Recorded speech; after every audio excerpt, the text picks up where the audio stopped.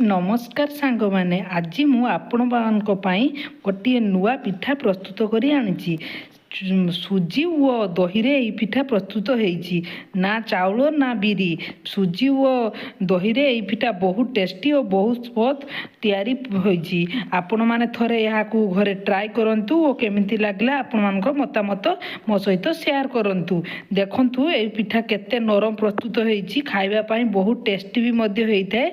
एई पिठा सांगे सांग तैयारी हो जाई थाए। आपण माने घरे निश्चय ट्राई करंतु और आपण मानकर मतामत मो सहित शेयर करंतु। चलतु मु केमिति पिठा प्रस्तुत करुछि आपण मानक पाखरे शेयर करुछि।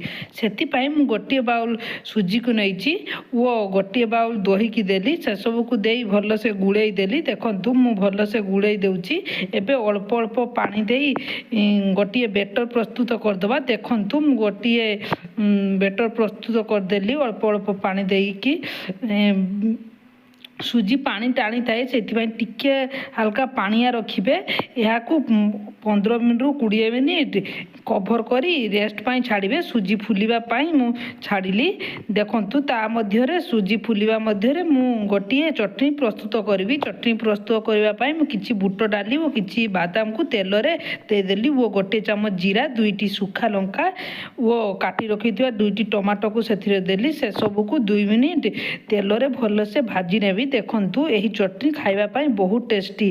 थरे घरे निश्चय एमिति पिठा सहित चटनी प्रस्तुत करंतु। देखिबे आपण माननकु बहुत पसंद आसीबो। देखंतु एबे 2 मिनिट होई सरलानी। चटनी ठंडा हला परे म ताहाको ग्राइंडिंग करी नै आछि। देखंतु म एई परिवार रखिछि। एबे सेथिरे तड़का दबा। तड़का देबा पाई कढ़ाई रे किछि मु तेल को देली। तेल गरम हला परे मु गुटा जीरा वो गुटा सोरिष को देली। से सब तेल रे फुटिला परे सुखा लंका को मु देली वो सेथिरे किछि भृसुंगा पत्र को देली। भृसुंगा पत्र देला परे तेल रे भल से भाजी नेबी। देखंतु तेल रे भल से भाजी रेबी। एबे से सब को रखिथिबा चटनी रे तड़का देई देबी। देखंतु एबे चटनी रे देई देली।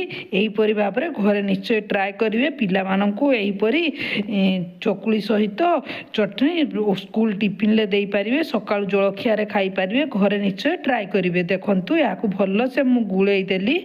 एबे यहाँ साइड करदे। एबे देखंतु 15 रु 20 मिनिट हो सारी। मु आपण मानक बेटर टी देखी दउची। देखंतु बेटर एबे बहलिया जना पड़ची। एबे अल्प सेथिरे किछि पानी दबा। मु सेथिरे स्वाद अनुसार लूण देली वो किछि खाइबा सोडा को देली। से सब को देई भल से गुळेई देली। वो किछि पानी देई भल से गुळेई देली। देखंतु मु भल से गुळेई देइची।